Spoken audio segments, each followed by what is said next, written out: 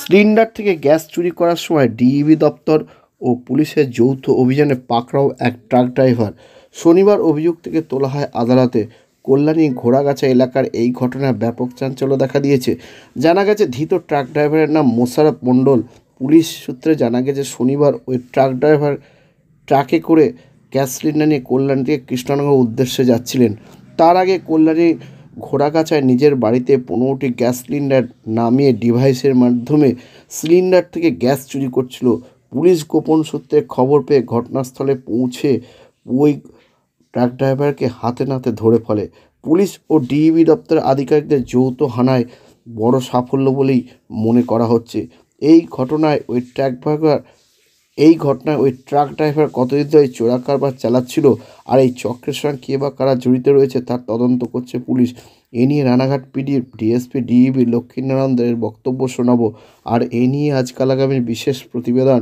ডিভাইসের মাধ্যমে সিলিন্ডারে গ্যাস চুরিতে হাতে নাতে ধরা পড়ল এক ট্রাক ড্রাইভার। আর দূরে নয় অ্যাপেলো, হাত বাড়ালেই অ্যাপেলো। অ্যাপেলো এবার আপনার বাড়ির কাছে। ব্রেন, নার্ভ, কিডনি সহ শরীরের বিভিন্ন জটিল রোগে চেন্নাইয়ের নামী চিকিৎসকরা বসছেন কৃষ্ণনগরের পাত্রবাজারের অ্যাপেলো ইনফরমেশন সেন্টারে। স্বল্প ভিজিটে পাওয়া যাচ্ছে দেশের বিখ্যাত চিকিৎসকদের কাছ থেকে চিকিৎসার সুযোগ। তাই দেরি নয়, জটিল রোগের চিকিৎসার জন্য সত্বর চলে আসুন পাত্রবাজারের অ্যাপেলো ইনফরমেশন সেন্টারে। এখানে রয়েছে চিকিৎসার সমস্ত অত্যাধুনিক পরিষেবা। তাই প্রয়োজনে যোগাযোগ করুন 8001129623। এক কথায় সেরা মানি। বিয়ের পোশাকে ঢাকেশ্বরী। ঢাকেশ্বরী বস্ত্রালয় প্রতিদিন খোলা।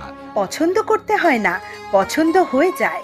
Dhakeshwari Bastralaya, high street, Krishnanagar, Nadia. DB actually এটা খবর পেয়ে যে আমাদের কল্যাণী বটলিং প্রাণ থেকে একটা ট্রাক লোড হয়ে যখন যাচ্ছিল কৃষ্ণনগরের দিকে, তখন মাঝে ঘোড়াগাছা ওখানে যে ড্রাইভার চালাচ্ছিল সেই ড্রাইভার তার নিজের বাড়ির কাছে গাড়ি লাগিয়ে ওখানে 306টা সিলিন্ডার ছিল, সিলিন্ডার গাড়িতে, সেটা থেকে 15টা মতো সিলিন্ডারকে ব্রেক করে ওর বাড়ির সিলিন্ডারে ও গ্যাস চুরি করছিল। এবং সেই খবর পেয়ে আমরা গিয়ে হাতে নাতে ওকে ধরি। ডিবি এবং আমাদের গয়েশ্বর বাড়ি মিলে একসাথে ওকে ধরা হয় এবং ট্রাকটা সিজ করা হয়েছে এবং সিলিন্ডার সমেত। আর ওর যে ডিভাইস যেটা দিয়ে রিফিলিং করছে সেইটা করছিল, সেটাও সিজ হয়েছে।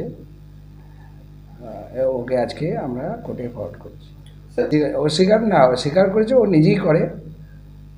অনয়েতে যখন সুযোগ পায় তখনই ও নিজের জন্য গ্যাস সিলিন্ডার থেকে ও নিজের বাড়িতে ওটা ও কাট করে ঢোকায় অন্য সিলিন্ডার। স্যার, দ্বিতীয় ব্যক্তির নাম হচ্ছে মোশাররফ মণ্ডল, ঘোড়াগাছা, কল্যাণী থানা। সেটা তো এখন বলা যাবে না। স্যার, আপনার নাম?